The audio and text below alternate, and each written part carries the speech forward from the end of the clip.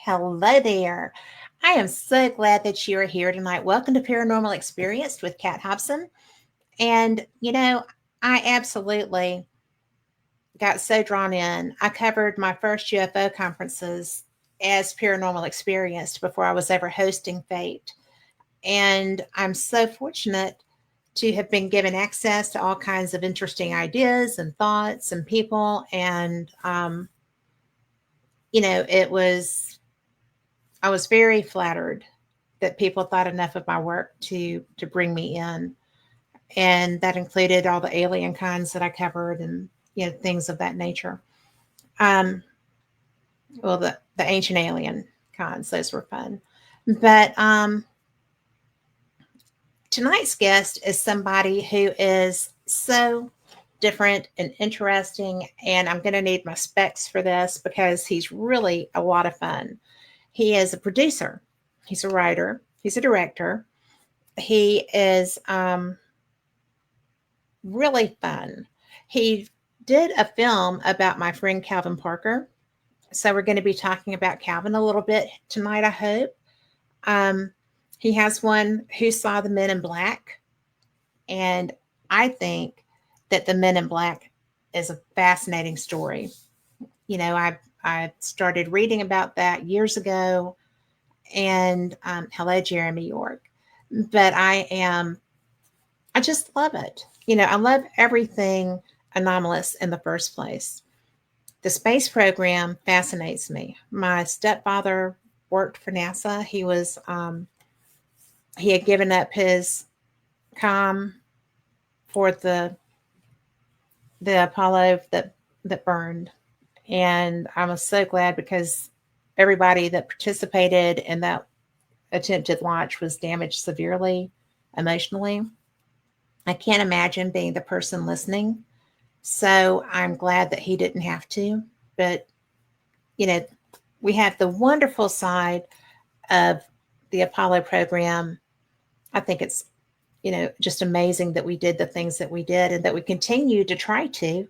I would dearly love to go up, not for 9 months, though. Seriously, NASA, not 9 months. But there's so much that goes on. And one of the things that Darcy has done also is the secret space UFOs, Apollo 1 through 11. So we're going to have all kinds of fun things to talk about. But he also did crop circle realities. And one of my very first guests was Nancy Talbot years ago. And she had a devastating stroke and she wouldn't come on anymore. And I hated that she suffered like that. She was a very cool lady. But enough about everyone else. Let's bring Darcy Ware in. Hi, Darcy. Hey, how's it going, Kat? Thanks for It's having me tonight. Well, you know what? Thanks for being had. I'm so glad that you are here because your work is really exciting. Your experiences and the knowledge that you've gained through your work is really interesting to me. And that's one of my favorite things about doing what I do is I get to speak with people like you. I get to learn from you as well. The things that you've found in to embrace with your creativity and bring to different screens. And what made you interested in such anomalous topics? Well, I'm just a crazy X-Files guy. I Yeah. I at a young age was interested in strange things. I had a weird sort of upbringing. My last name is Weir, so you just Yes. add a D to that, and you get the weird. Um, but yeah, just growing up, I had some sort of strange experiences, and I do think that a lot of fear was part of my upbringing, and just not knowing what the universe is all about, what reality is all about, what is out there. Mm-hmm. Um, and I think my curiosity and my fear kind of dragged me into the subject of the paranormal. Not that you have to be afraid of everything to be interested in this, but it's kind of what piqued my interest in this phenomenon. You mentioned multiple stories that I've covered in the past that have come out of the sort of UFO field, and Mm-hmm. I've done some other stories too. Yes. But I think that's kind of why I got into this stuff, right? It naturally has to do with like edge edge of wonder, intrigue, and a little bit of fear, and a little bit of what if. All of that sprinkled Yeah. together makes a really nice, bite out of the conspiracy cupcake. I don't know. I'm That's a just yummy cupcake I'm too. throwing it out there, right? Yes.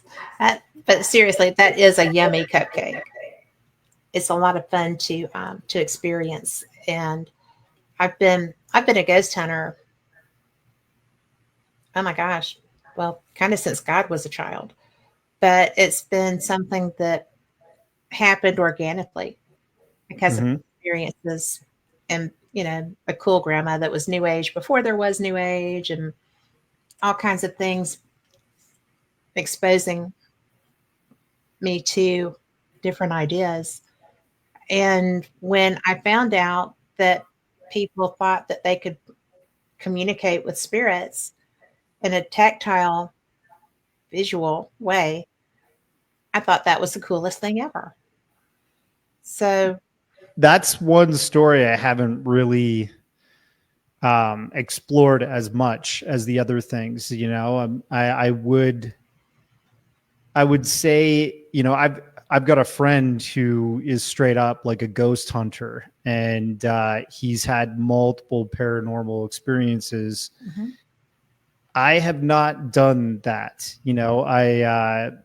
I think it's something that I'm open to, and I'm all about right now. This is where I am in my life: the nuts and bolts, the mhm, facts, the stuff that I yes, can prove. yes, If I ever did make a ghost documentary, something that was in that realm, mhm, um, I would just go after the facts. I would probably be looking for EVPs and, all kinds of yeah. things that prove something is happening in that phenomenon. So, Well, um, you have to have something tangible.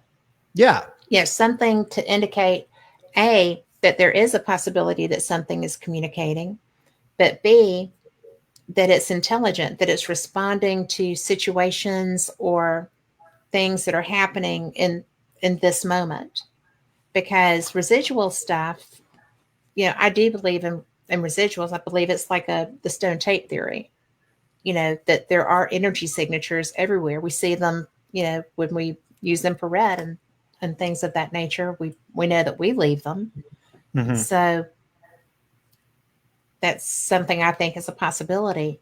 like a But house where murders happened or something like that. That kind of residual, like psychic energy or something. well, is that is just emotional energy. That would be terror, which is so strong that I feel that would definitely leave something.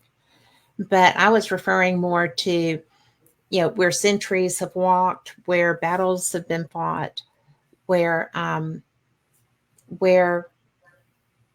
which would be trauma too, but things that are like the night watchman kind of a thing, where they've paced through here, they've gone through here, and they had a vested interest and they were taking ownership of the situation, so they felt emotionally tied to it as well as the physical. Right.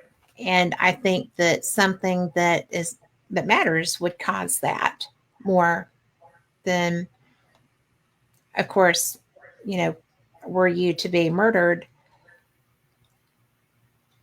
and it were, I feel like there would be residual energy there also, because, oh my gosh, how did this happen? Why am I not breathing? Where, that kind of thing. Just the sheer shock. But I do like the space programs. And I do like, Calvin Parker. Did you get to interview Calvin, Darcy?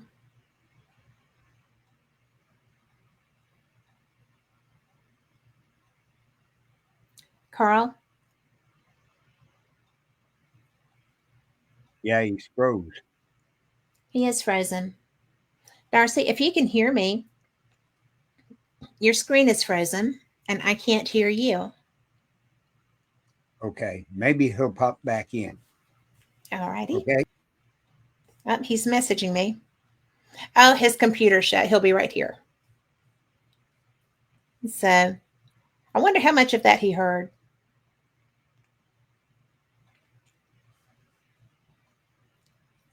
But for those listening, Darcy is a brilliant filmmaker. He has done so many of them, and his UFO topic is really, y'all know that's one of my favorite things. But he has done secret space UFOs. He has done crop circle realities. He has done Who Saw the Men in Black.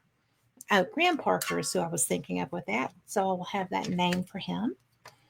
But Transmedium, Fast Movers, and UFOs. So I'm interested. Well, there you are. Hello. My gosh, we got a ghost in the machine there. Luckily, I've got a pretty fast computer. I just had to reboot, but I'm going to shut down a bunch of stuff here so that does not happen again. Sorry about that, Kat. Well, that is perfectly all right. I'm just glad you're back. What was the last thing you heard me say? Well, we were just talking about, the sort of historical events around buildings, battlefields, all that kind of stuff that could leave some kind of like psychic residue or something like that. Just energy signatures. Yeah. And, I had mentioned also that while being dedicated to an environment, protecting an environment would give you ownership and you would have feelings relevant to that. The traumatic experiences such as, a murder or a heart attack or whatever, if you were to die, that would also be a like, whoa moment. And that might also be why people seem to be tied to locations. Totally. And then I started talking about you. And, one of the things I have to tell you, the transmedium, fast movers and UFOs, I don't know if you spoke to any submariners relevant to that. I talked to two that were connected to the Navy. So Mark D'Antonio rode a submarine. His maiden swim, let's say, on a submarine. Invited as a guest, he experienced a USO. Like that was really a cool tale. Yeah. So he's a friend of mine. And when he was telling me about that, I was just like, they didn't kick you off the boat? And he was like, well, I was being very discreet with my leaning in to listen and look. So I found that he was the first person I spoke with, non-military, who shared that. How many people did you find that had had a similar experience? Bob McGuire also goes by Science Bob. Yes. He worked with the Navy for a number of years. He claims to have been on, one of the few times that he was out sea on a submarine and he experienced a USO.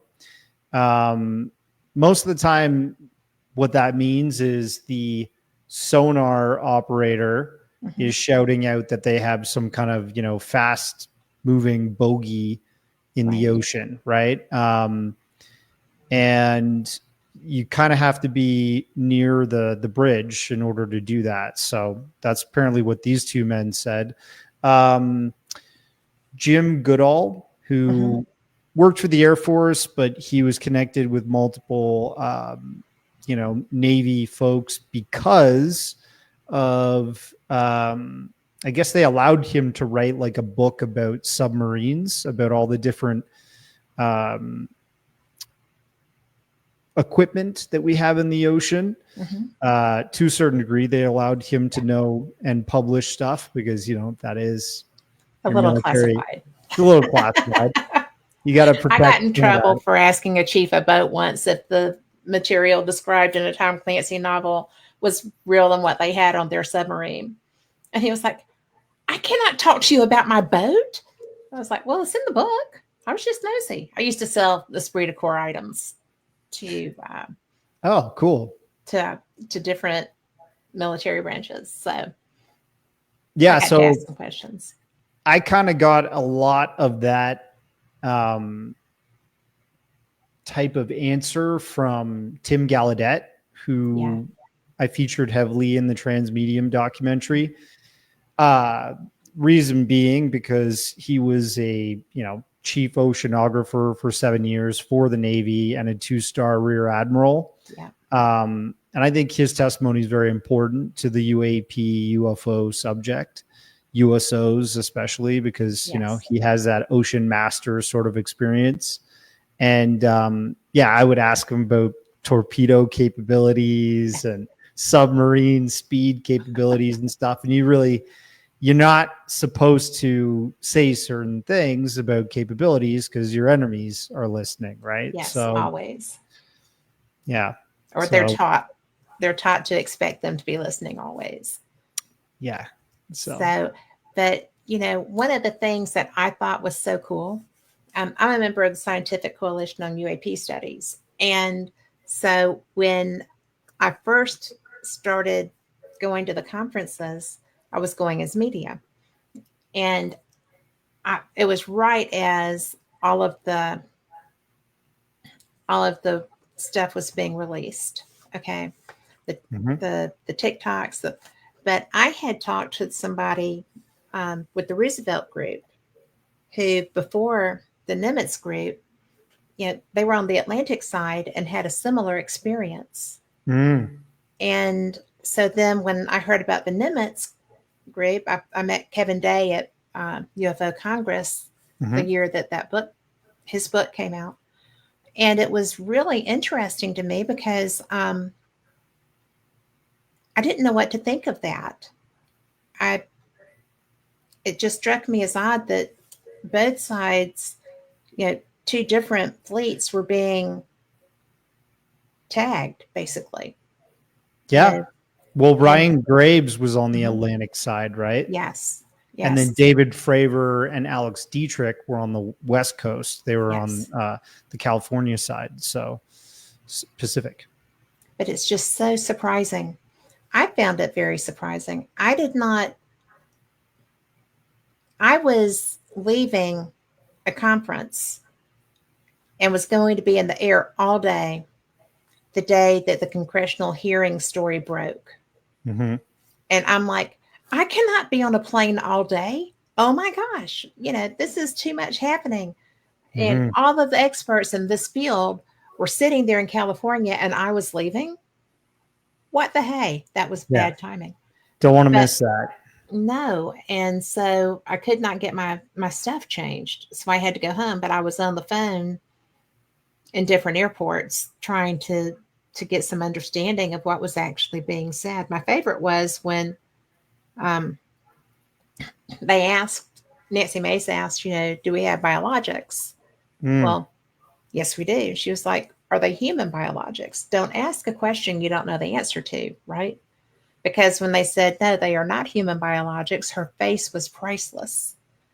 And I was just like, don't ask if you don't already know, because that was such a telling moment because the shock was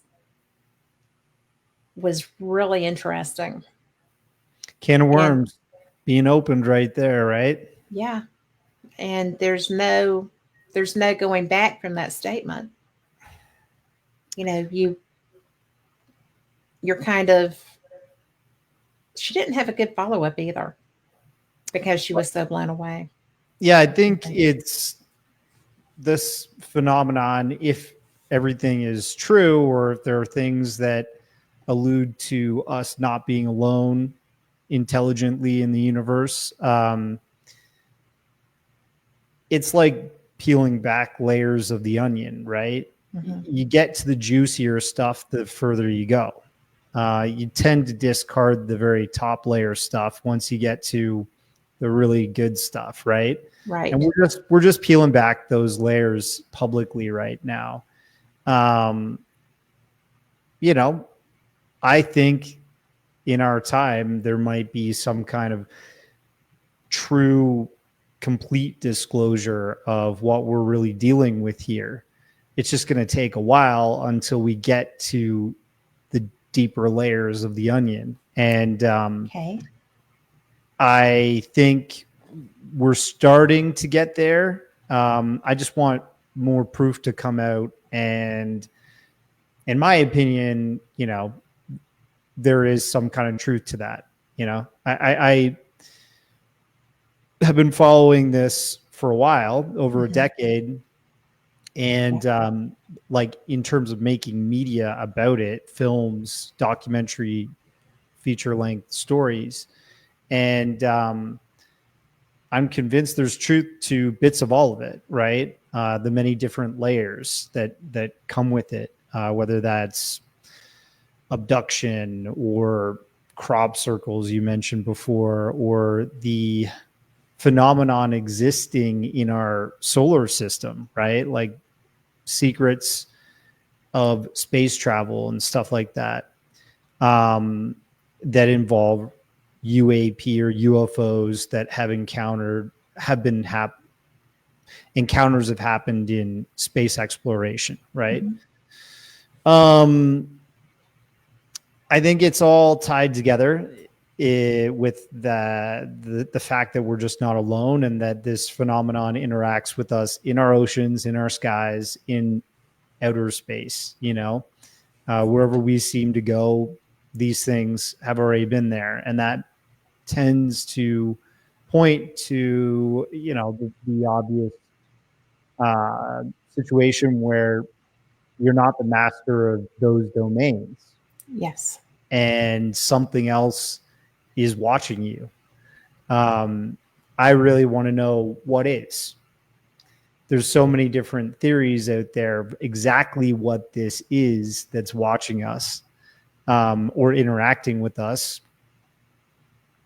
And I take experiencers' stories seriously. As you mentioned, we recently, I worked with Philip Mantle on a docu-series called Pascagoula 73, which Yes. people actually can just type that title into YouTube and you can watch the whole series on there through YouTube Movies for free, or Tubi TV if they don't want to use YouTube. But I was always interested in the abduction phenomenon, and I think that there's very true realities to people being taken and examined and possibly tampered with and put back. We do it to animals all across the planet. Why wouldn't we be exempt from that type of treatment if there is a higher form of life or intelligence out there that wants to see what we're all about? You know, That's a very valid point, because we do that. We do that to anything that we deem worthy of study. Mm-hmm. And, you know, there's I think there's other research studies that have gone into it. John Mack has really looked into it. There was the free study conducted by Dr. Edgar Mitchell, the former Yes. Apollo 14 astronaut. When he got back, he started up multiple different mainstream scientific research institutes.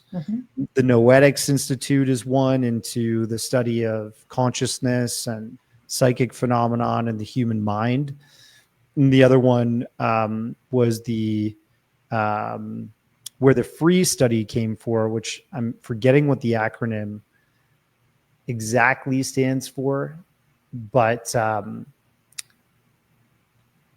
it was a study based around all of the anomalous encounters or close encounters of the third kind, abductions that people have reported from around the world.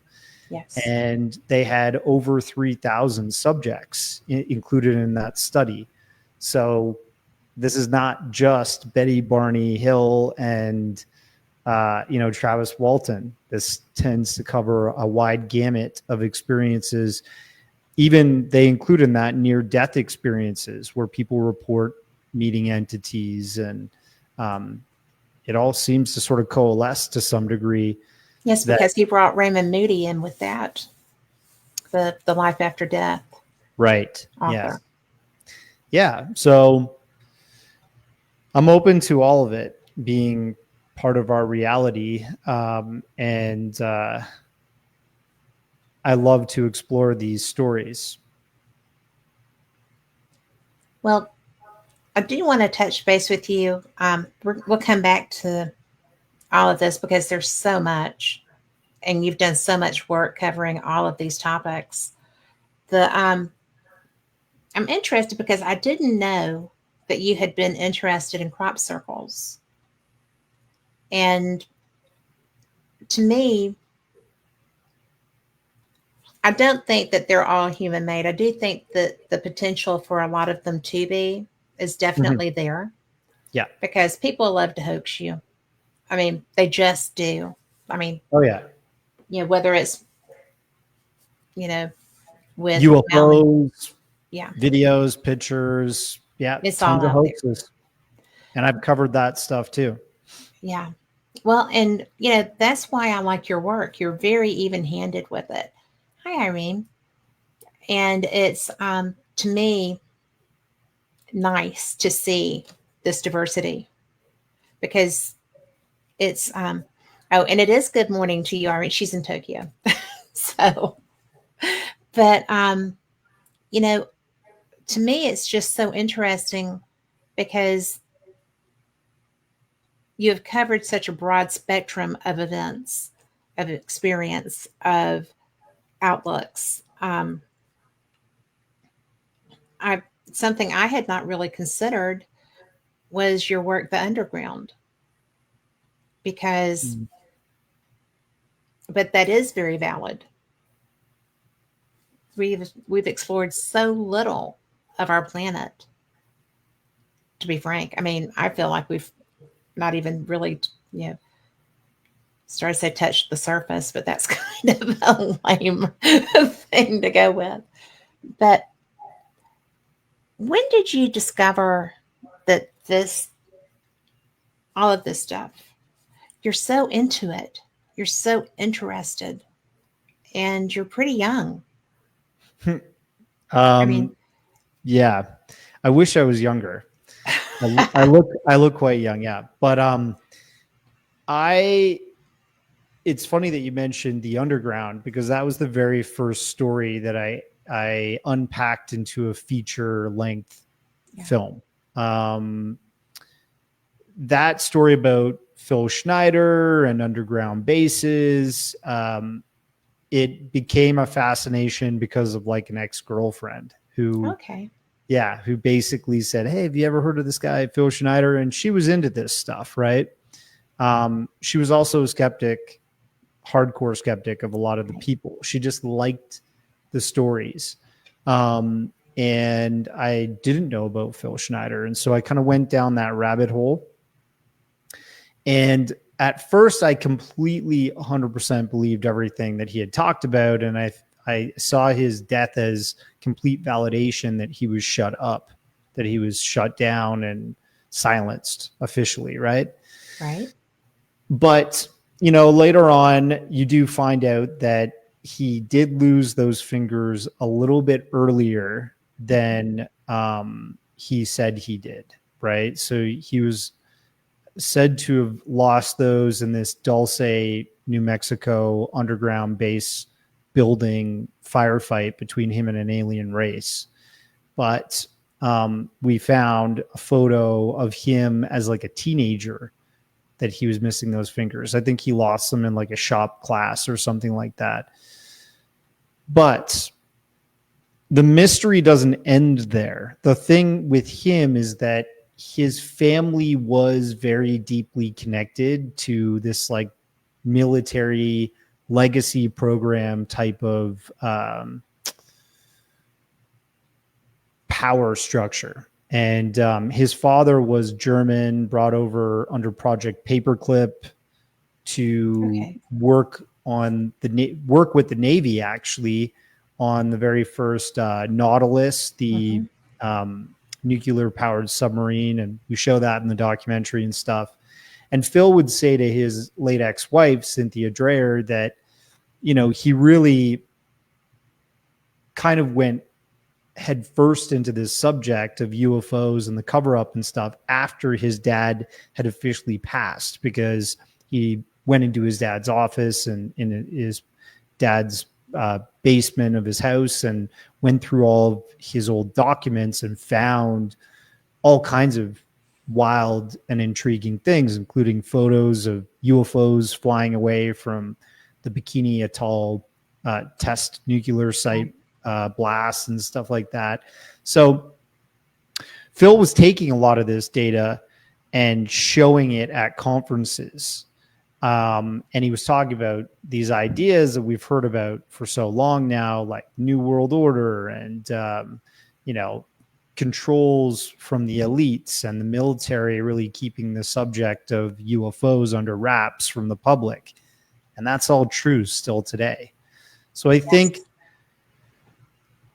there was truth there, you know, and in that documentary was the first time I ever worked with Richard Dolan, who I think is just a great guy. You know, he's a great guy. He's a historian. He's a scholar, and he's a guy that explores this stuff very meticulously and tries to provide proof and facts. And that's kind of the way I try to tackle my documentaries too. So I've worked with him a number of times over the different documentaries I've released over the years. And I got to work with Richard Sauder. He's kind of disappeared. Richard Sauder wrote 4 different books.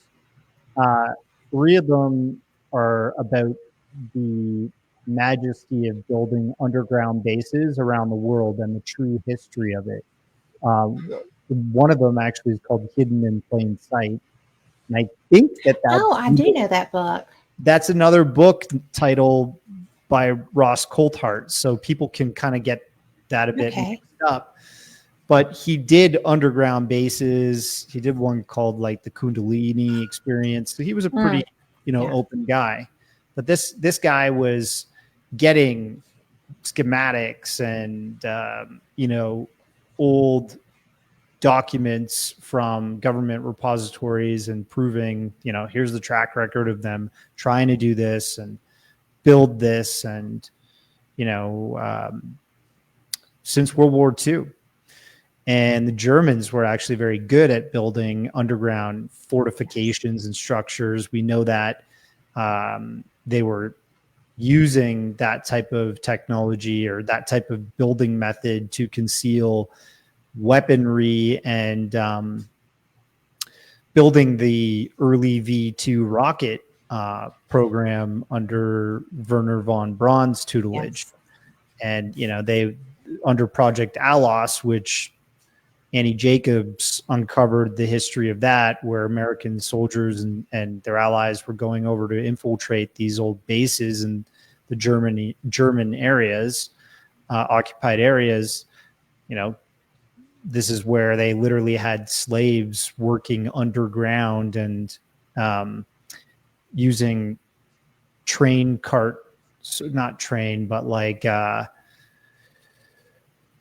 rail systems to move rocket parts in and out of these underground bases, basically, right? So I think there's a lot of proof that stuff is still going on today, but just at a much higher level technologically and with greater secrecy than ever. So yeah, I think the underground thing was that the theme of that story is still very alive. It is.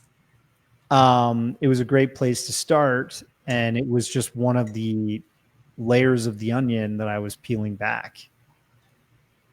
Did you expect it to be such a big onion?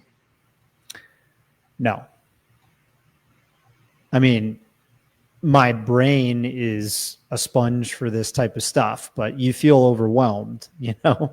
There's a Uh, lot. there's a lot of stuff to try and like wrap your head around. And some people, you know, we were talking before we went live, some people come to this subject because they know there's kernels of truth to these multiple facets or layers of secrecy within this community, the conspiracy truth, let's say. Yeah. Sorry. Um, but I think in a safe way, I would say you do get people that come to this subject and they proclaim to know the whole truth and nothing but the truth and experienced everything. Yeah. But they might be there to take your time, your money, and, you know, pretty much your attention away from Yes. other things that are going on that may be more credible.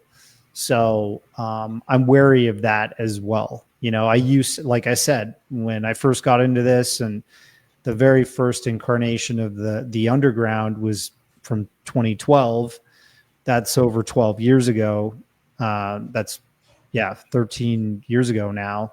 I was a true believer of everything. You know, I didn't really have that skeptic hat on, Yeah. and I'm putting it on more and more so these days. And I try to talk about that because I don't want people to get completely taken advantage of. Right. And it's so easy because, as you found, I know you run into this, the people that are the most willing to talk, the people that have the most evidence, the people that have the most background are not always your best choice to listen to. And I've done this show for 10 years and I cover everything anomalous on it. You know, if it's different, it's paranormal, Mhm. not just ghosts and goblins. But, you know, it just amazes me how easy it is for somebody to be selling you a bill of goods. Mhm. And they sound so credible. They sound so knowledgeable. They have the right, the right catchphrase. They have the right in, inside terminology. And I I learned really quickly, as anybody that does this with strange topics would, that trust but verify and then verify a few more times because I don't trust very easily. You know, I'm kind of a show me girl at this point. But Yeah. And look, like it's hard to walk that line of trying to be carefully skeptic and not seeming like a total debunker. I mean, I've been put on blast multiple times the past 2 years for yeah, being vocal about my opinion on certain subjects that I'm worried are a serious hoax that people mhm, are going to get taken in by, just like other hoaxes have in the past.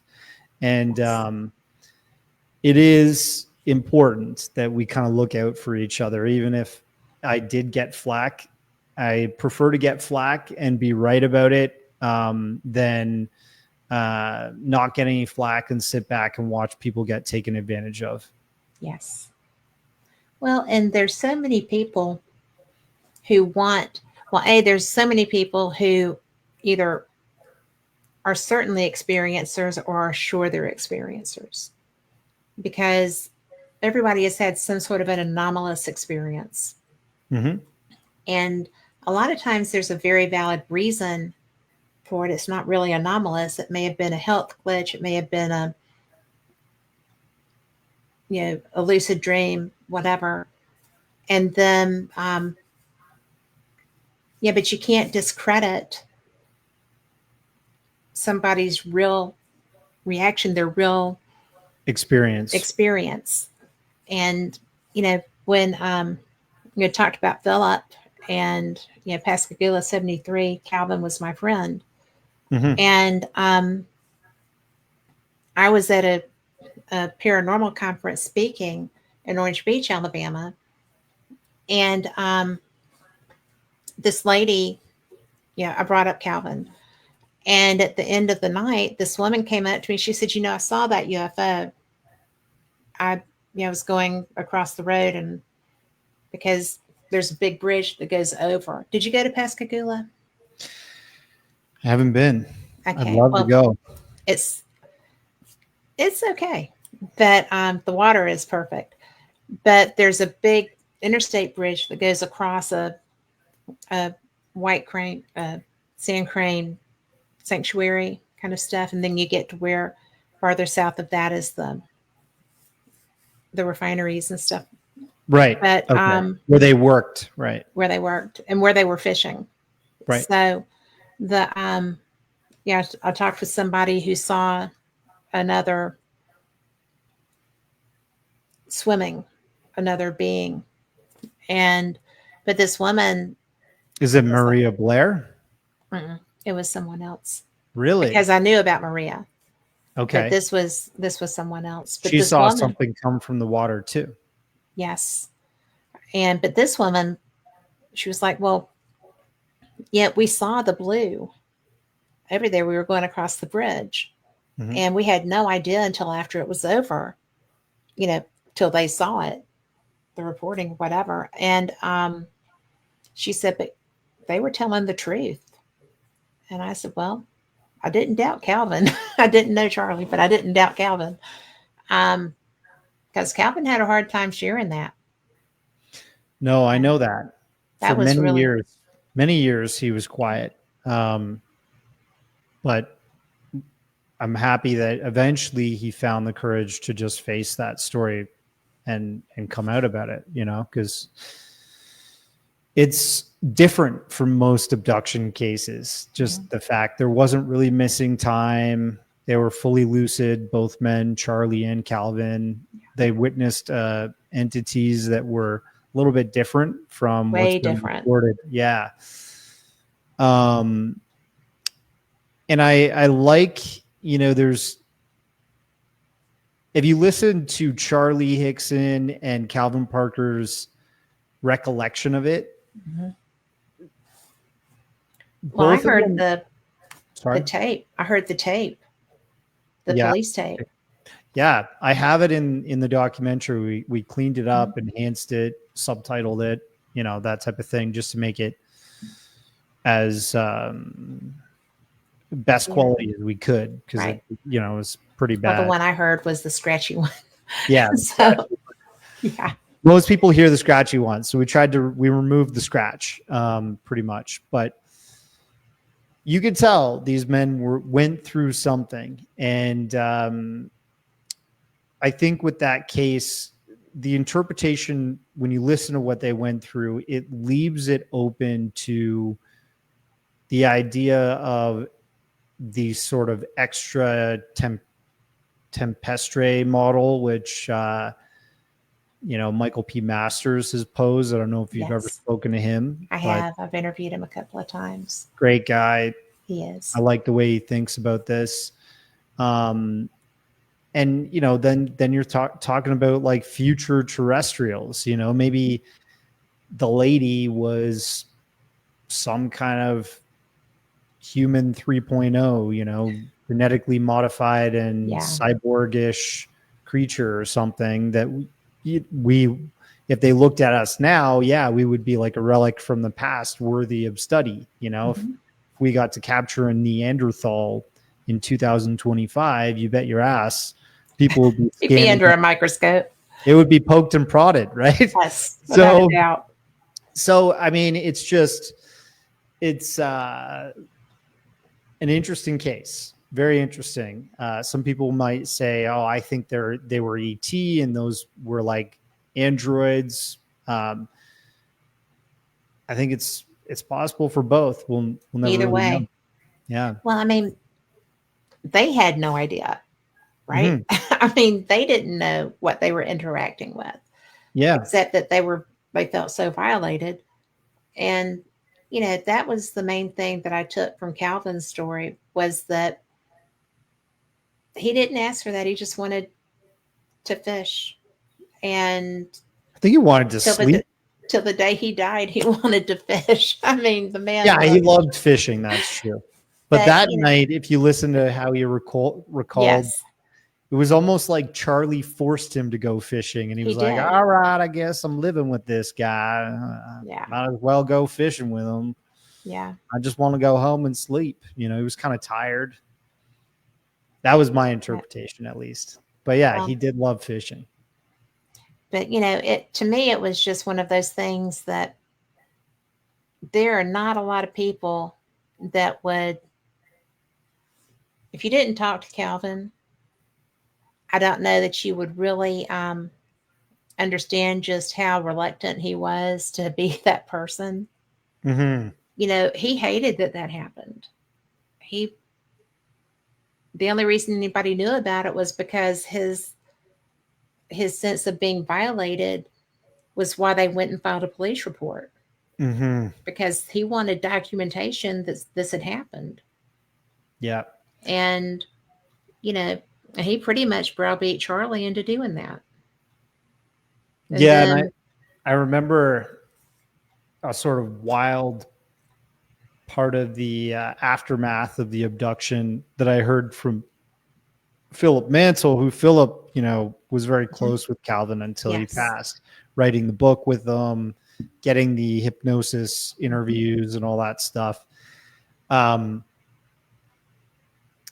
Phil said that Calvin was in such a sort of state of shock and fear after this abduction that when they finally got back to the apartment, back from the police station or whatever, he bathed himself in chlorine or bleach or something, and then went in the shower because he didn't know, what was on him? what was on him, what touched him from being poked and prodded from his abduction, right? Yeah. Well, I think that would be the average person's, maybe not the bleach, but well, maybe the bleach. Mouthwash. Yeah. I I mean, When I was a kid, I put mouthwash on me when I was freaked out by something, which yeah. is pretty Free dumb. stings But and what? Yeah. your brain is not working when you're panicking, right? So No. And bleach you is a know, little bit far, though. he was freaked out. Yeah, the bleach He I was would so not freaked out. recommend. Yeah. But to me, it's just other abductees that I've spoken with did not have quite. That's not true. They have had extreme reactions in large part. What is because you've covered so many different experiences, so many different sightings, but with people who have interaction Mm-hmm. with other beings, what is the general, do they seem to have a universal response? Are they all just wigged out? Are they comfortable? Do you find people that are comfortable with that interaction? Well, I mean, I've heard so many different versions. Yeah. I mean, if you talk to Barbara Lamb, she was I was at a conference where she said that a lizard man manifested in her living room of her home or something, Yeah. naked, and she was holding his hand. I was like, wow, that's a wild one for me. Yeah, And that would blow then my mind. yeah, and then I was talking to John Ramirez at Lorianne Fenton's UFO con in San Francisco not too far back now, this year in April. And he said he punched a lizard man that was in his bedroom. Not many people have said they've assaulted a lizard man. And then, you've got Betty and Barney Hill. Mm-hmm. They were apprehended. They were completely frantic the whole experience. They had missing time. Mm-hmm. You've got Travis Walton, also very frantic, physically disturbed and mentally disturbed by the encounter. It really ranges, right? It does. So I don't know. I mean, I think then there's people that talk about meeting light beings and stuff like that, or Mm-hmm. dark shadow entities. And myself, I've actually had a really weird experience where I saw like a shadowy figure looking down on me while I was lying in my bed at a younger age. That really freaked me out. I And I can was see like that. Yeah. kicking my legs up, kind of like in a fight or flight reaction when I opened my eyes to this, sort of encounter. So it ranges, right? I can only speak from my experience that like fear is a common reported reaction because it's something unknown. If it's especially unacknowledged by the greater part of our reality and society, it's natural for a human being to have a fear of the unknown. So, yeah. Well, it definitely is. And how old were you when you had that experience? I was 20, probably like 24, I think. Yeah. Pitch black, That's like very dark in my bedroom, a little bit of light illuminating the room because there was a light in the hallway outside of my bedroom door, and that light was creeping out underneath. And kind of once you're immersed in a dark environment, your eyes can slowly adapt and you can see a bit better. So I was lying there for quite a bit. I was hungover, so I will say that, the night before I was out for some drinks. And I remember taking like a Tylenol 3. So I actually took a hammer to solve a pain problem. yeah. I probably could have just taken a Advil or a couple Advils or something, but I just was like, let's do this. And I was very relaxed. And I remember hearing sort of like a bit of a vibration-y sound in my head or my ears, kind of like whoa, whoa, whoa, whoa, whoa, whoa. And I was getting a little bit like more powerful as the sound was emanating. Mm-hmm. I opened my eyes and this thing was there. And it just looked like a silhouette of like a kind of a naked human being with a bald head, and kind of like maybe 2 feet away from me, looking down on me. And I just was completely frightened Oh, immediately. of course you were. Yeah. That's horrible. Yeah. I mean, there's no easy way to say that. That's horrible. Yeah. So, So I don't know what that was, but the weird thing is it was not there. I kind of kicked my yeah. feet up to where it was, and screamed out a bit. Were you in your own home? Yeah. It probably would have been funny to see me doing that. And then, kind of turned on a light, looked around, nothing was there. And I was like, I'm losing my mind. But it still seemed like a very real thing. I was conscious the whole time. Yeah. So, That's what, when I talk to people who are having experiences that, you know, I don't really do residential investigations anymore because people are weird now.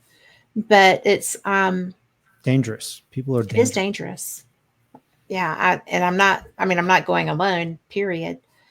But when people used to call and they're like, "Well, I have this happening and I have that happening," and there's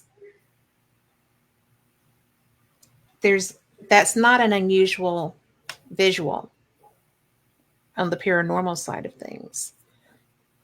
But it's just so interesting that that happens to people, and people have the same reaction that you did. They strike out, they try to protect themselves, even though it's not a physical being, but you don't really recognize that. I think that's what happens with people with abduction experiences too. You know, the terror takes over, the fight or flight takes over. And I think that's why so many people report being frozen, Mm-hmm. being immobilized. Yeah, I'm friends with Randall Nickerson, and I've spoken to him a bit about his experiences. And there is a lot of resentment and anger in some of the encounters he's had, where he felt like fighting, because he Mhm. didn't want this to happen again. Yeah, Which I think is perfectly normal, right? I do too. I mean, to my knowledge, I've not had an abduction, but I've had weird situations that made me go, that just doesn't seem quite right. And I don't want to either. I mean, I am a sky watcher. I have dogs. Well, my hammock broke, so but I'm in gravity chairs. I'm watching the sky. I enjoy that, Mm-hmm. and I'm much more comfortable with my dogs with me once it gets past a certain time of night. They got your back. They do have my back. So, I only have two dogs now, but one of them's great big. So it Awesome. just is. We usually have four dogs because we home rescues, Oh, and cool. so Foster. no, we adopt them, Oh, okay. and so usually four, and we have two now. But and they're very good dogs. So, but the interesting part is that because I do watch and I see craft, and I was so excited once because I thought that I had seen Starlink, right? Oh, And because I had not been able to see, because I always watch for the space station and stuff like that. And mm-hmm. I saw like two tin cans that were illuminated from inside that were traveling together. Well, I live by an air refueling wing, but I've seen them, and that wasn't what it was. It was too big, and so I was like, wow. But Mark D'Antonio, when we were at the UFO Congress, a man had come up and shown him a similar sighting that he had filmed, and Mm-hmm. Mark told him that it was Starlink. So that's why when I saw that, I was so excited because I hadn't seen Starlink yet. And so I ran inside and I told my husband, I just saw Starlink. Oh my gosh, it's so cool. There were two of them. They were attached. They were going. And so when I saw Mark again, I was like, I finally saw that. And he was like, no, that's not Starlink. I said, but you told that man. He was like, I don't remember that. So he was doing a night sky tour Hmm. while we were there. And so I finally did see Starlink. I was like, there's like 27 of those things. I only saw two. I feel shortchanged. And he was like, you did not see Starlink. And so I was just like, okay. So I don't know what it was, but apparently I know what it wasn't. Yeah. So, but like I helped design the unit coin for that their refueling wing. I've seen them in action, Oh, and I cool. know that wasn't what it was. So it was just like, curious. It's very Yeah, curious especially because when Mark is such a flip flopper. I know, right? No, I like So he does a good job, he's and great. He is one of the sometimes he smartest people. debunks. Yeah. Yeah, really smart guy. Debunks some bad stuff, Hmm. and throws his hat in the ring towards maybe some real stuff. So Yeah. Well, and he's just wicked funny. He's a smart good guy. guy. Yeah, Yeah. I don't think he has a bad bone in his body. I don't think so either. So I have a lot of respect for him. Same.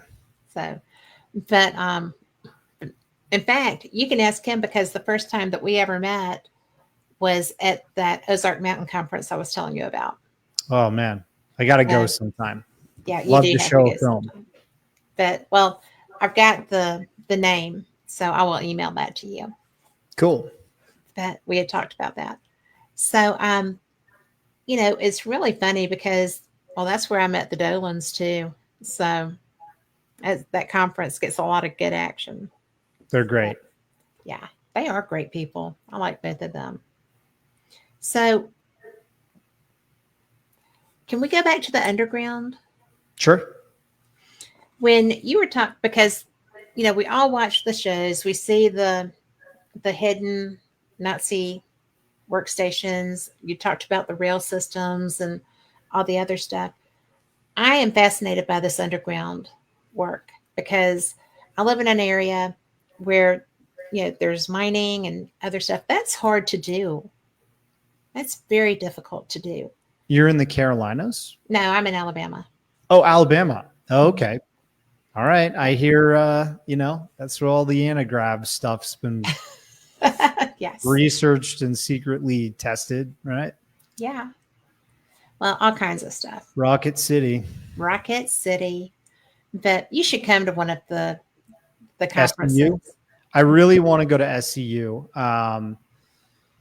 A friend, Chrissy Newton, was telling me about how she's gone a couple of years and she's friends with the people that organize it. I've spoken in passing, I think, once with Robert Powell. Oh, he's brilliant. Yeah. Yeah, I'd love to go. Well, I'll tell you, they're all great. And I've gotten to hear, I just became a member. So I'm very excited about that. But I covered its media for several years, and Rich Hoffman is somebody I've interviewed several times. And I got Philip's book, and I'm going to put a shout out there. That is a fantastic. If you want to learn the science side of some of these topics, Mm-hmm. he's brilliant, and the book's worth the read for sure. You can grab him on Amazon, and it's sitting over there, so I can't give you the title to it right now, but I will post that on my Facebook, and y'all can go look at it. But why why did you get so fascinated with the actual nuts and bolts? And you covered worldwide UFO mysteries. I'm going to have to put specs on, so ta-da. Okay. But you've got so much. Yeah, who saw the Men in Black, transmedium, fast movers, UFOs? We talked about that. Dark Alliance. Now, Mm-hmm. can we talk about that? Sure. Tell me about that. Why did you decide to go there? I mean, I don't think a lot of people wanted me to go there just based off of the reactions I've had. Because it is documenting the building of a myth and a hoax within the UFO community, right? Right. Um, and people that are very invested in that myth or hoax, they're offended by the idea that it's not real. So it's a hard one, right? And not everybody wants somebody to come smash their dream or fantasy. I don't feel like I was doing that. I felt like I was, being tender and caring about presenting that story. I'm just asking the questions and getting the answers from the people that were on the ground floor of building it. Mhm. Jay Widener, Leon Isaac Kennedy, Jordan Sather, you know, multiple testimonies from the people that are public, like Corey Good, David Wilcock, and so on and so forth. You know, Kerry Cassidy even let me license some old archival footage where they first interviewed Pete Peterson, which was one of David Wilcock's more prominent whistleblowers or insiders, as he called them. You know, you kind of find out after looking back and really identifying who these people were, they were wrapped up in the intrigue and the excitement of the conspiracy and the secrecy from this community. And they were just presenting something entertaining and fantastical because people really want answers to what's going on, right?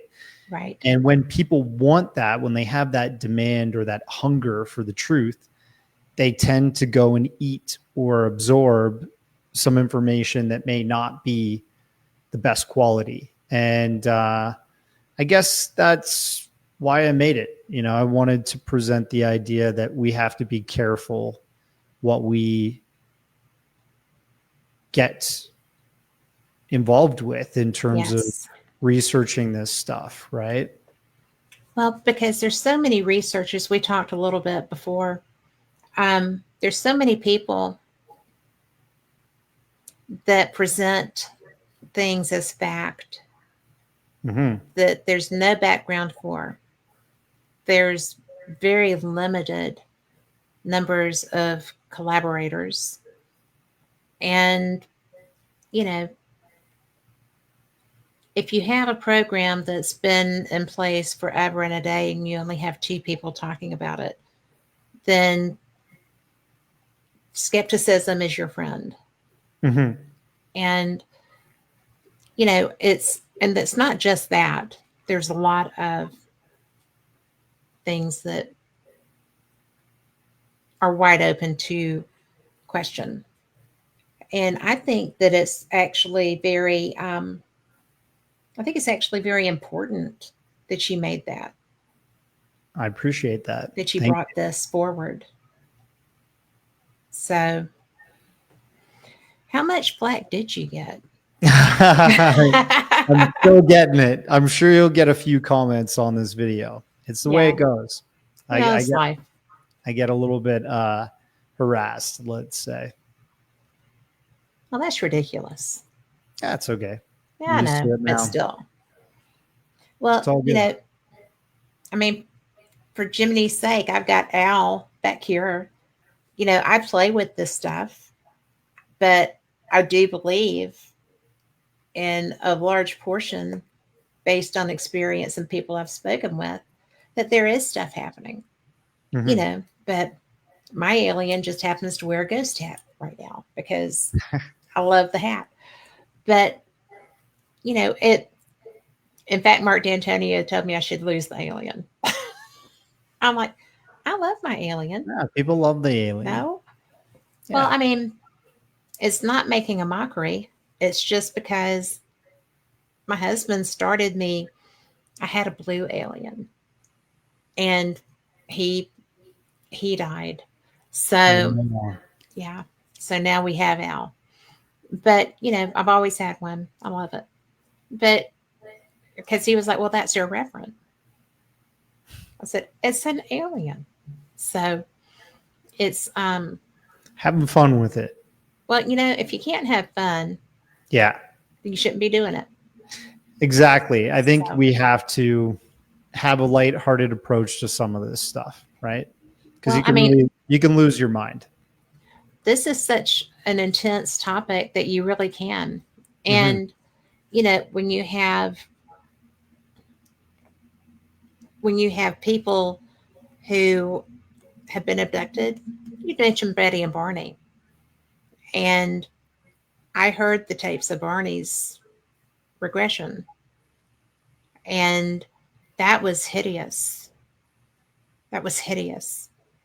And the fear level is very emotional, Mhm. and it can make you go, not just no. We're not even going to entertain talking about having this happen. Heck no. But yeah, so it is a serious topic, but Totally. it's not something. I don't know.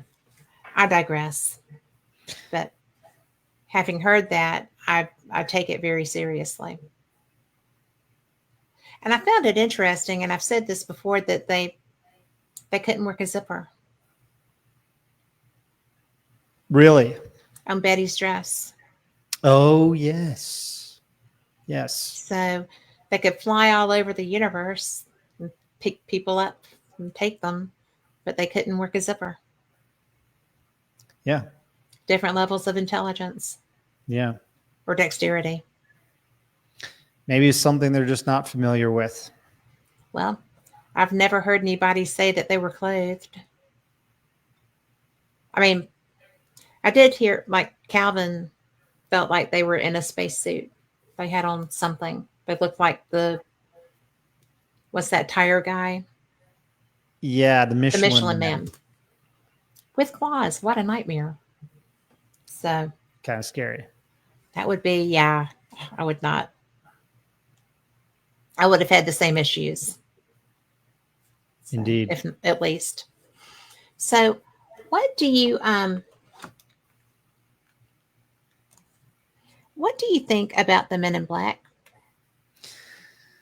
Men in Black, I think, that documentary, Who Saw the Men in Black, Mm-hmm. was profiling with Richard Dolan the many cases that have happened throughout the multiple decades since Mm-hmm. Roswell, right?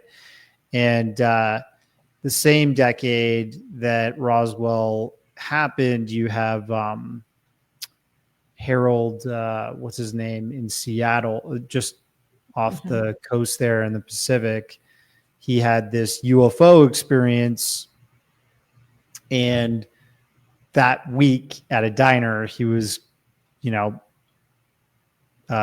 confronted by a man wearing all black that said, we know you had this experience, and he hadn't reported this to anybody. And the message was, don't talk about it. And, you didn't see anything type of thing.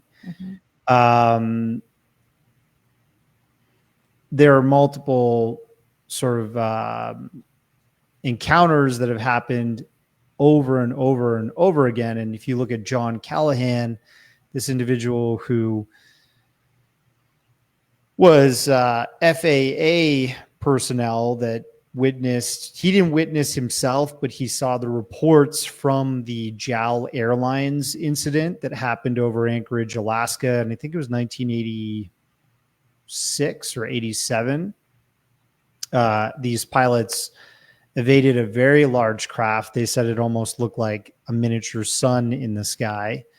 And that emitted two smaller UFO objects that shot light into their flight cabin. And I can only imagine being somebody on that flight with the evasive maneuvers. They were going through the sky, Yeah. like doing massive circles to evade. This was all reported, sent to the FAA. Then John Callahan gets involved with his team and so on and so forth. And within that same week that happened, he and others were called into a meeting by the CIA. And the CIA agents that were there, or CIA personnel, confiscated all the documents except John kept his and released it through the Disclosure Project. Gave his testimony about it too. Thanks to him for doing that. But Definitely. all the other documentation was confiscated, right? Of And they were course. told, you're never to speak about this again. I think the Men in Black is a real phenomenon. Sometimes it's reported as being, men in regular clothes, men in black suits, bald heads, black fedoras, like all kinds of sort of creepy looking Yeah, the businessmen. waxy skin and stuff. Did you read any of Graham Parker's work on that topic? I didn't, and I know Nick, the British individual. Nick Pope. Nick, no, not Nick Pope. Oh, Nick Redfern. Redfern. There you go. You're good. I reached out to him and he never got back to me because I wanted to discuss more of this sort of eerie, paranormal, sort of creaturey Men in Black encounters. I think that he's not doing very well with his health right now, so it could be part of. Yeah, it could be part of that. I hope the best for him. But I stuck in that documentary on accounts that could point to Men in Black just being a factor of suppression of information from getting out to society. That seems to be the common factor. Whether you're talking about something that looks like non-human or eerie, like a cryptid Men in Black, or you're talking about a CIA personnel, FBI, Air Force OSI, Office of Special Investigations. Technically, Richard Doty was a Man in Black. Yeah. I think Men in Black really means suppression of the truth and keeping that from pervading in the public. Well, I know someone who responded to a case who appeared to be a Man in Black. Really? But it was just, he was in the area. They flew him down. He had to get a car because they couldn't get to where the location was. Rented a car, had a friend with him. They drove up, and the people were tripping out because they thought they were Men in Black. Wow.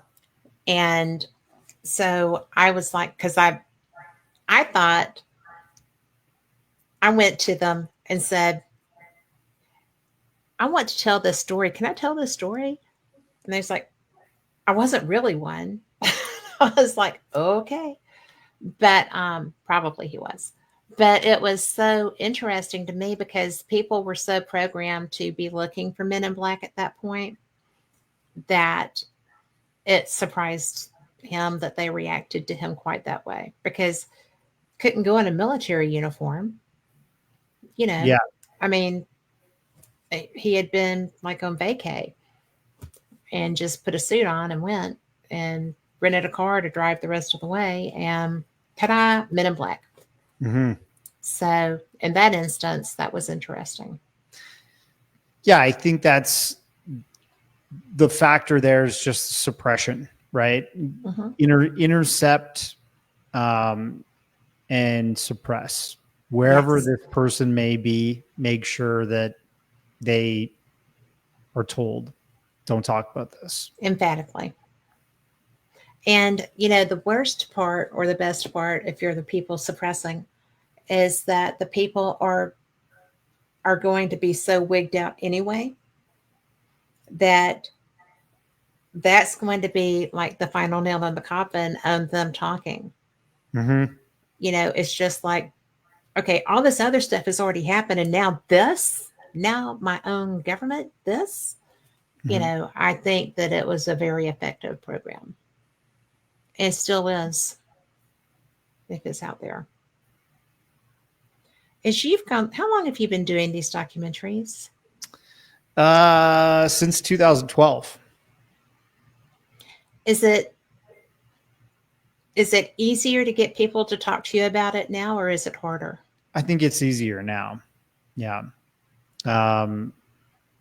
There's a bit of the who are you sort of factor when you're reaching out to these people. I think people know who I am now. Mm-hmm. Many people have seen my work. Um, you know, so that helps. But when I first started out, people were like, "Who the hell are you?" You know what I mean? Like, you have to build some level of trust to get an acceptance to conduct an interview with some of these people. And yeah, I do get somewhat flooded with requests now for people to,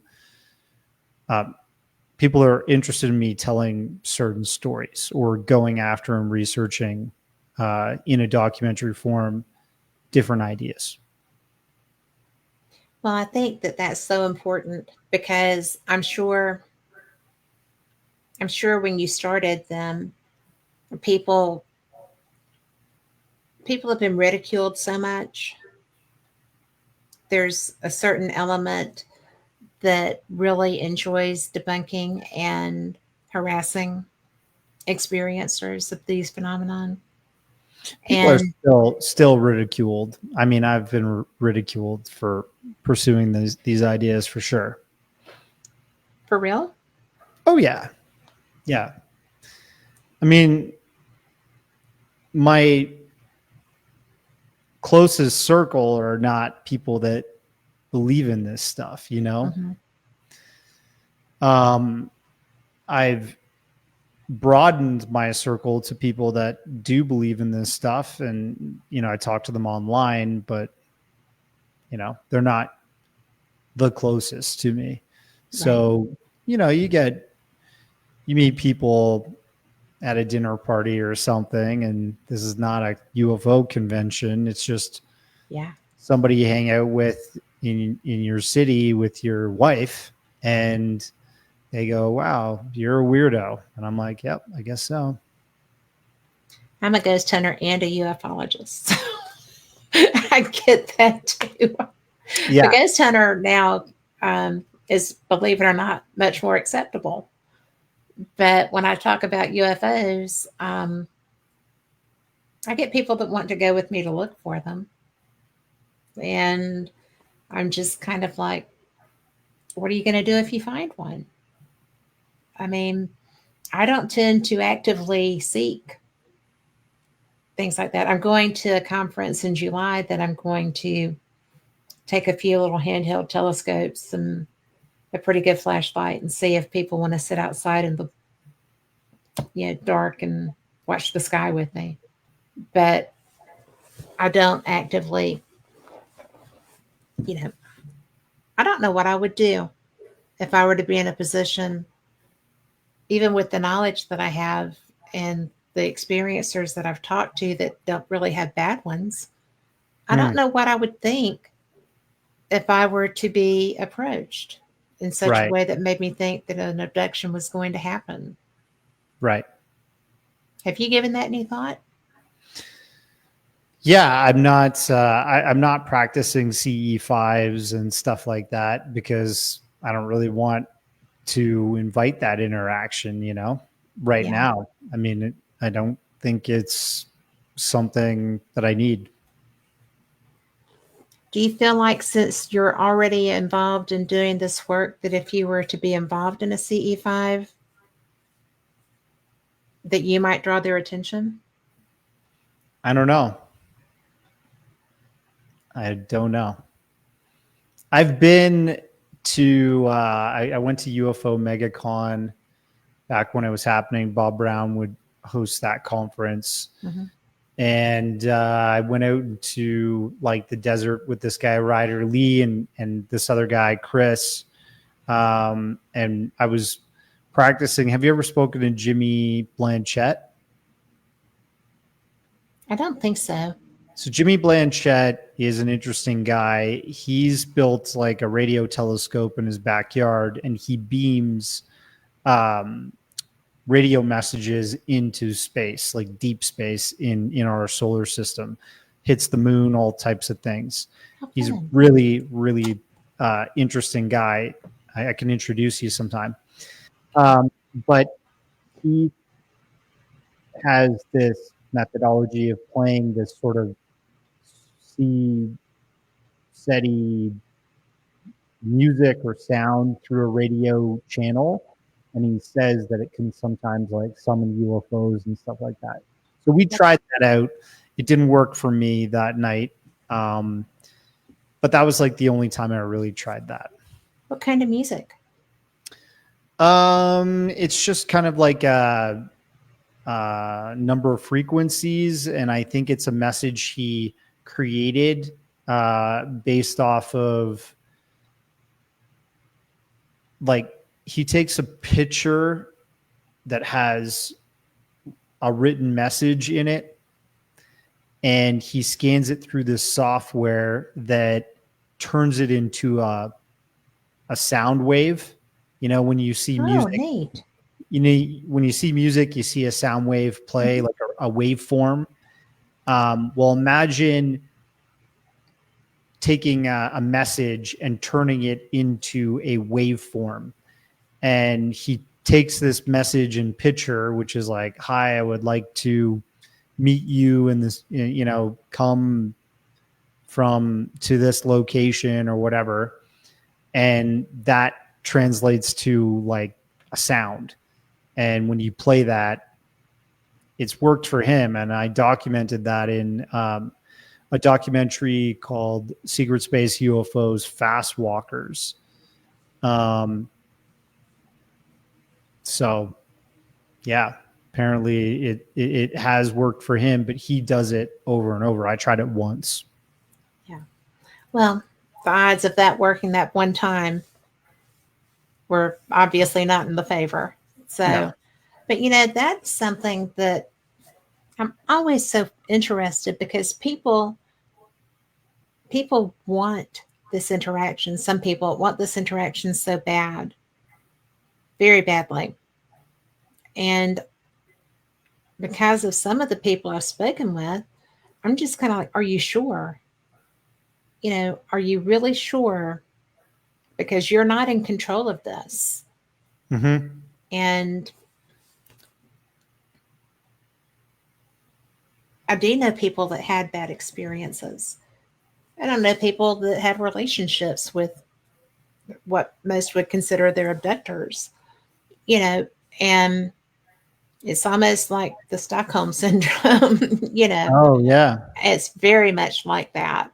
Wow. And it's weird to me, um, surprising, but I don't know that I would invite that necessarily. Right. I don't see E5, I just watch. And I think that they know when you're doing that too, you know, because I do see Totally. stuff, which is interesting. Have you had an encounter of any type? UFOs? Mhm. Yeah, I have actually seen two. So the first time I was on a flight out of Denver, and I was flying west. It was daylight. I was looking out the window. I was frequently flying in the window seat back then. I was probably around 21. And as I was looking out at the clouds below and the blue sky, I was thinking I would love to sort of see a UFO. You know what I mean? And I thought to look up out the window instead of straight out or down. And when I looked up, I saw what looked like a metallic cube. You saw a cube? Yeah. And Oh my then I gosh. reached for this old Sanyo camera that I had that was like a pocket camera at the time. And I'm pressing power to turn it on. And I'm looking. And as I'm doing that, this thing just kind of drifted over top of the plane.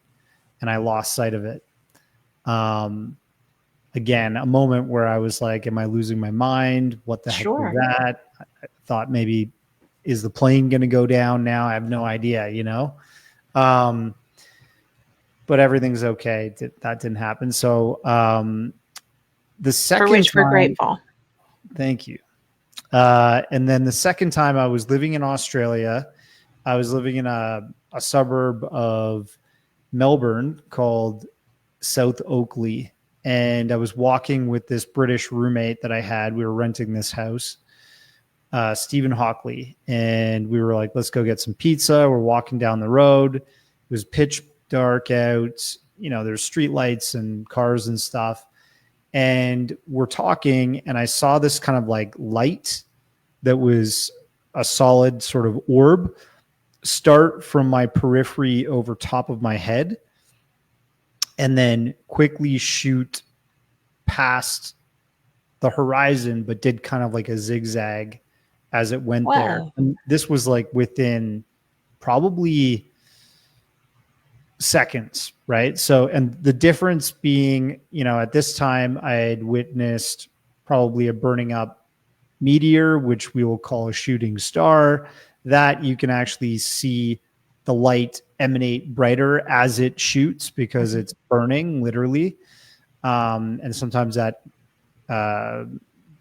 explosion or fire is brighter at one moment. This was just a solid light. So it wasn't like leaving a streak in the air or brightening up and then dimming and disappearing. It was just a solid light that, you know, went over the horizon from It was above just our in head. transit. Yeah, Wow. pretty cool. That is cool. I Yeah. haven't seen one that fast. Yeah, and we both looked at each other at the time, and I was like, "Did you see that?" And he was like, "Yeah, I saw that." And we just went for pizza. Well, see, I love stories like that because it's just so matter of fact. You know, I mean, this happened. This is what it looked like. This is what it did. No reason for it. Just simply was. Mhm. And I think that's so cool. I just love it. So I mine usually I know some of because I have a app on my phone and it shows me satellites and it shows yeah, unless they're secret satellites, but it shows me satellites and it does all the stuff. And I'll just be sitting out there and if I see something I go to see if I use the app and sometimes it's on there and sometimes it's not. But I think it's so cool when I still think that that double sided, that double whatever was my favorite thing I've seen so far. Oh, and I did have one during the day, but Cool. it was weird. It was cool. It was in a cloud Oh, that came out was, of a cloud. yeah, well, it was moving in a cloud. Like, and I was on the phone with my daughter and it was a weird colored cloud, right? And it was really low. And I was just kind of taken aback and I was like, do not hang up. you know, don't hang up the phone, no matter what. But when it was as low as my gazebo. And so I was on my deck, so it was kind of eye level. And Wow. a tip came out, it was the, you know, pie plate kind of thing, but the tip of it came out of the cloud and it was metallic. And I'm like, you're still there, right? Like, I'm thinking I'm losing my mind. Mhm. And she's like, are you okay? I said, yeah, hang on. Just stay there. And it came out enough that where the windows, the portholes should have been, you could see like there's the lip of the plate, there's the top of it, where it came kind of like that. And it was solid metal. It wasn't the portholes weren't there. I figured there would be windows, right? I would want Right. windows. Maybe they can see without opening. I don't know. But I mean, we looked at each other. I mean, if they could see me, we looked at each other for a minute or two. And then the cloud caught back up with it and covered it again and it just went off. and I have a mountain across the street from my house, and it just went you know, between the house, I guess over our houses, my neighbor and myself, and it just kept going that way. And I was like, I am not going out that front door. I don't want to see where it goes, you know. Wow. But that was, and I tried so hard to report that to MUFON, and their system wouldn't take it. And I called. Interesting. It was interesting. I've had two different things that I've tried to report, and neither one would work. So I just called a friend of mine that works for them in a you know capacity, and I was like, "This just happened, and I'm letting you know. Well, you need to use this." I tried to. This is me reporting it to MUFON, calling you because your system doesn't work. Wow. And so that was an interesting conversation. But I wanted somebody to know what happened. That's disappointing. Yeah. So, well, I don't know what kind of funding they get, but they need to work on the IT. But it was really, I don't tell very many people about that one because it was kind of freaky, Yeah. because I don't tell people either. I was sitting outside by myself. I did have dogs with me, but they never moved. They never moved. So it was a trip, but it was cool because I was still there. Yeah. I was okay because I was still there, Unaffected. unaffected. Just had a cool experience. That's cool. But those are fun. I mean, when you talk to people who have had something that's similar, I haven't talked to anybody that had that like that. I've spoken to Yeah. people who've recorded UFOs kind of creating clouds. Really? Yeah. Like Did they creating use their it own for camouflage? cloud cover. Yeah. Yeah. So Okay. Were they kind of green? Do you know? no, Like yellow no, I green? think they were just like a dark colored cloud. Yeah. This one was kind of a yellowy green. Interesting. So we get those colors if we're getting like electrical storms or whatever. They have that kind of yellow look. But it was, I hadn't really thought about that. Anyway, that was the most radical thing I've had. Wild. Well, thank you so much for having me tonight. I really do. I have to skedaddle. I'm kind of double booked tonight. Are you a skedaddling guy? I'm a skedaddling dude. I like it. But thank you so much for having me on tonight, and let's keep in touch. Hopefully, we can Absolutely. I'll send you that information about the Ozark conference. And That'd be amazing. we have enough mutual friends that you can get a feel for, you know, I think you would love it because they're so supportive. It's a great conference. It's small. I've heard great things. So I'd love to bring one of my future films there and show it to the audience. That would be great. I would love that. And I go there. So that would be fun. All right. Well, thank you so much for your time because I have enjoyed this conversation. And I do understand you needing to go, but thank you. No, pleasure is all mine. I'm sorry I'm kind of double booked tonight. In all honesty, have just been slam jam packed with stuff to do recently. I'm also welcoming a baby to the world in about 2.5 months. So Oh my goodness. Wish me luck, Kat. You are so going to love that. Yeah. It's my favorite thing I've ever done is parenting. So yeah. good So stuff. all kinds of things happening right now. But but thank you again for having me on. I hope we have a chat again soon. I hope so. And I'd love to introduce you to Jimmy Blanchett and some other people for sure. Well, I'll reach out to you and see how to facilitate that. Thank you. Facebook Messenger. Always. Sounds good. Okay, that sounds like a plan. I'm friends with a lot of people, so Facebook Messenger, I'll just connect you both like that in the group. Yeah. That'd be great. Thank you. Awesome. Well, have a great night, and thank you for having me. And for anybody who wants to check out my work, please just search my name on Amazon Prime or Tubi TV if you want to watch it. Some of my stuff is for free, or my website there, occultjourneys.com. Don't be scared. Right under his name. Yeah, right under my name. Yes. Thanks, So, Kat. thank you. Bye, Have a good Darcy. one. You too. Bye. Bye.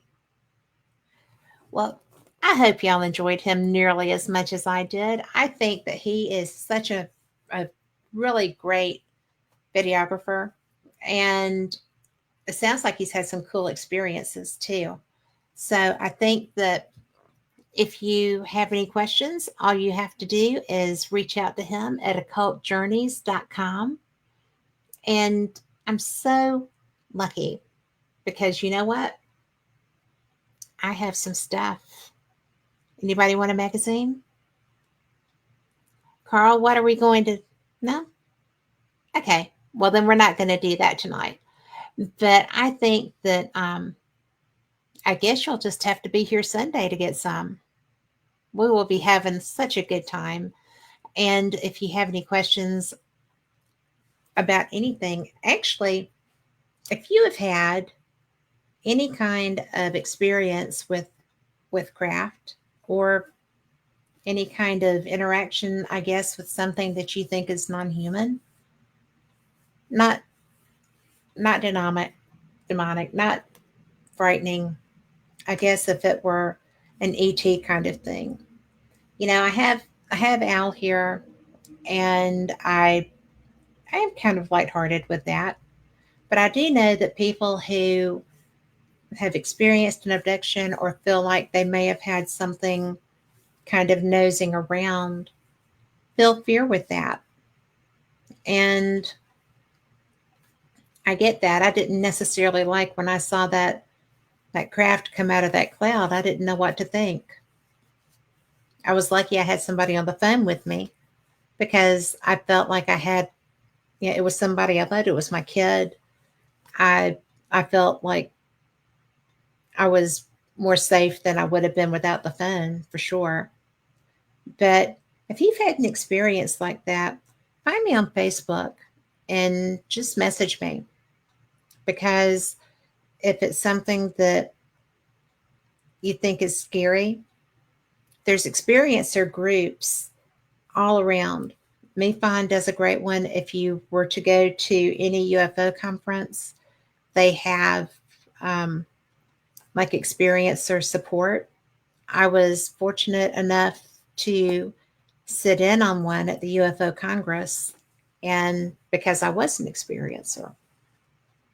And, even though I was press, I wasn't in that group as press. And to hear people share those experiences was really interesting to me.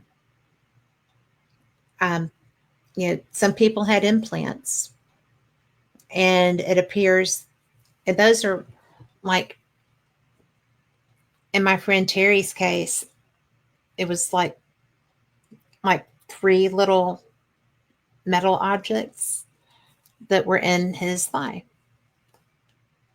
And when I was in that experiencer group, somebody had drawn what they had, and it was almost the exact same thing. Whitley Strieber has one in his ear, in the top of his ear. And I found that interesting. He's the guy that wrote the book Communion. So he's actually a really great author, not just about UFO stuff. But so it's not unexpected.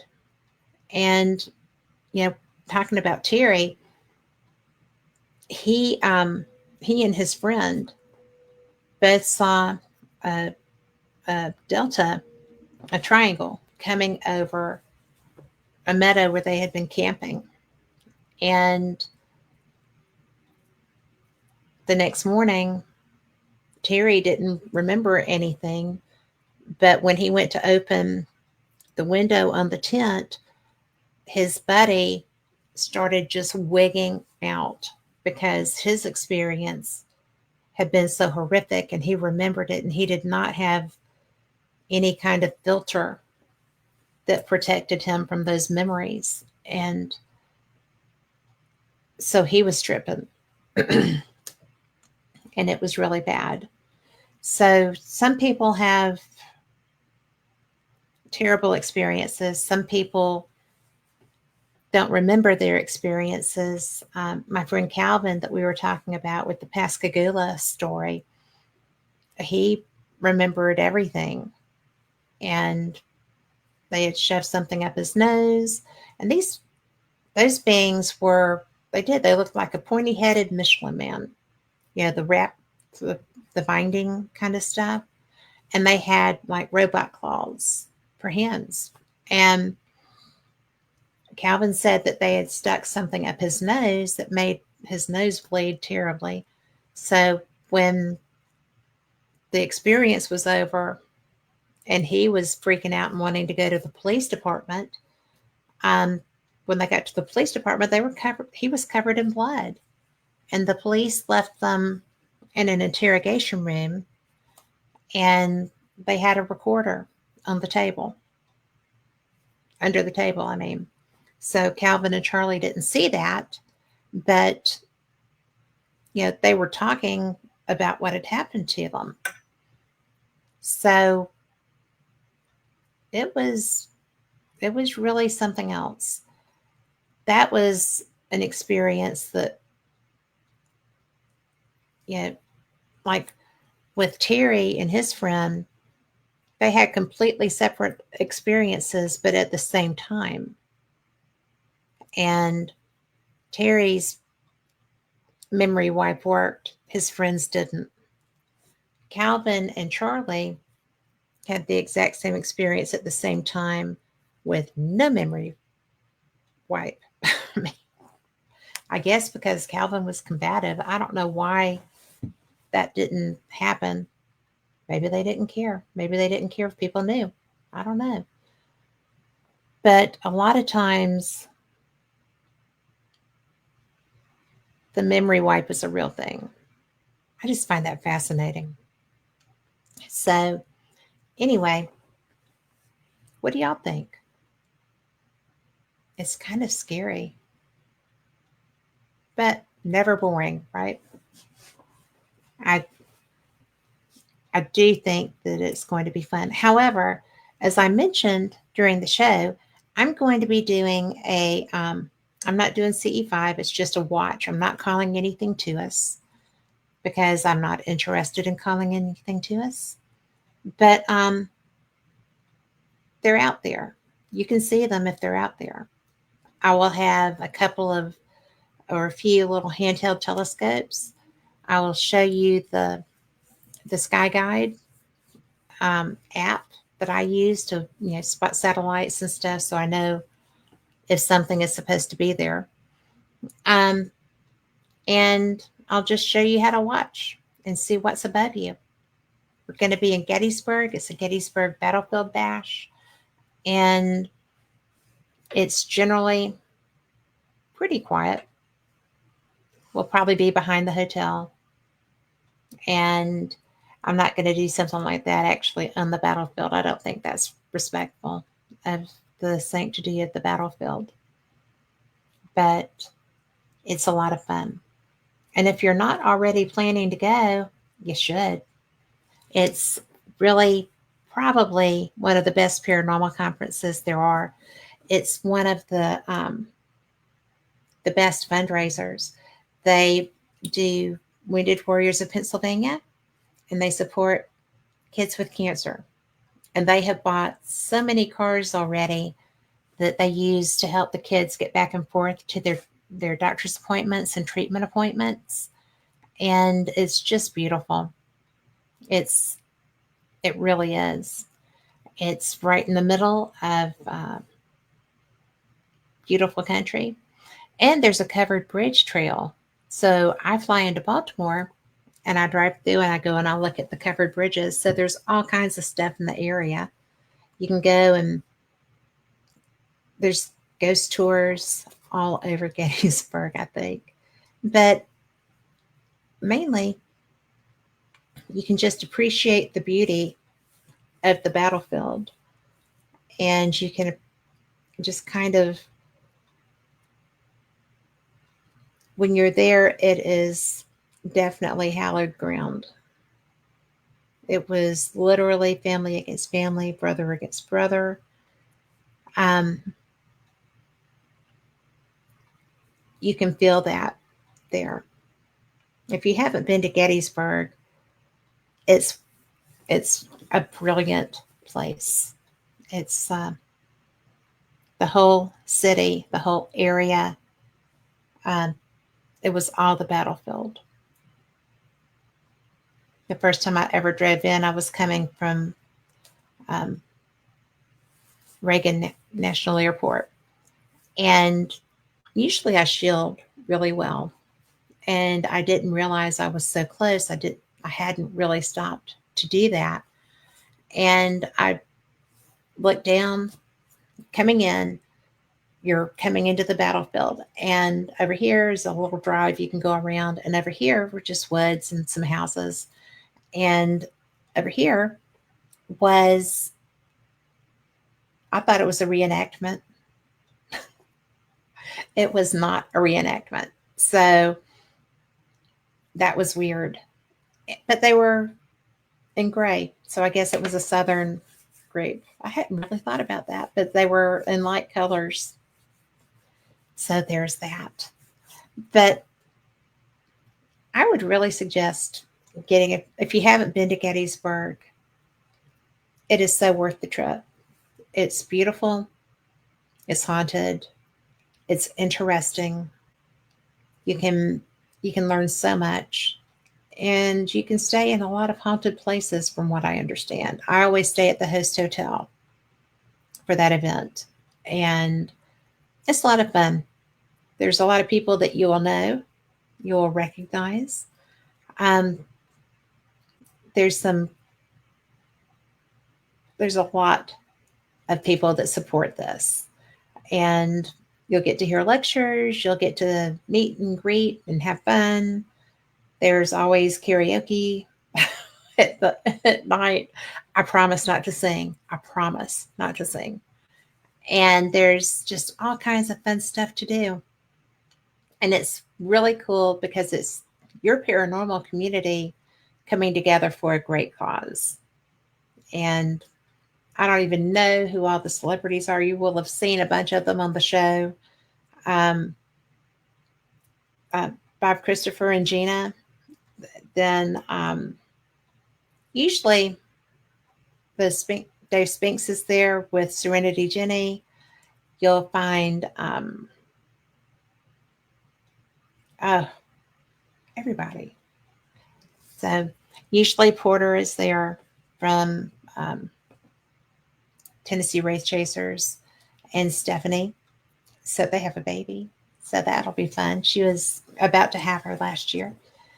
There's just all kinds of people that you can come and meet and learn from and chat with and just enjoy coming together to help people that need assistance. Anytime I can do anything for kids, I try to do that. And anything I can do something for warriors, I do that too. Now, I hope that you enjoyed Darcy. He is so much fun. And I wanted to share because, yeah, he had talked about going on Amazon and Tubi. So some of the films that he has are Worldwide UFO Mysteries, Sasquatch Among the Wilderness, The Dark Alliance. We had talked about that. The Inside Story of the Cosmic Con. Secret Space UFOs, Apollo 1 through 11. And that's pretty cool because there was a lot of stuff happening with the astronauts in that period. Edgar Mitchell, Buzz Aldrin, there were a lot of experiences. And they didn't want you to know about some of them, but they're there. So, and the crop circle realities, we didn't really get into a whole lot of that, but watch that because one of the things that I found fascinating is that I had no idea how many times this happened. So let's see. The transmedium fast movers and UFOs, the humanoids, the real close encounters of the third kind. That's what I think is pretty cool. Darcy has got so much information. Beyond the Spectrum being taken, 2018. The Underground, he said, if you remember, he was talking about that being one of his first documentary. And I just think that I think that's interesting. I've heard, go to Cherokee all the time in North Carolina. There's supposed to be a secret base under the Eastern Gate going into Cherokee National Forest. I haven't seen it, but I sure have heard a lot of people talk about it. And it's, if you subscribe to Skyships over Cashiers, Cashiers, Cashiers is a town in North Carolina. Starshipsovercashiers.com has all kind of information, and you can learn all kinds of stuff about that. You should check it out. So I just think that the underground is something that everybody probably would like to know. So that being said, we are just about out of time. I hope you've had a good time. I hope you enjoyed Darcy, because I think that he is definitely going to come back, and I look forward to getting to talk to him. I'm hoping that he is going to be able to get scheduled in to the Ozark UFO conference for next year. He's very interested in doing that, and I am helping him to get connected with the people that are organizing it. But I just had to talk to him. I think his work is brilliant. I think that his history is strong, and his contacts are impeccable, and so is his character. So I like bringing you people like that. I think it's a good time, a good conversation, and people deserve to get to learn about him and others like him. So that being said, thank you so much for being here. I appreciate every one of you. We'll see you same cat time, same cat channel next week. Catch you Sunday on Fate Mag Radio. Good night.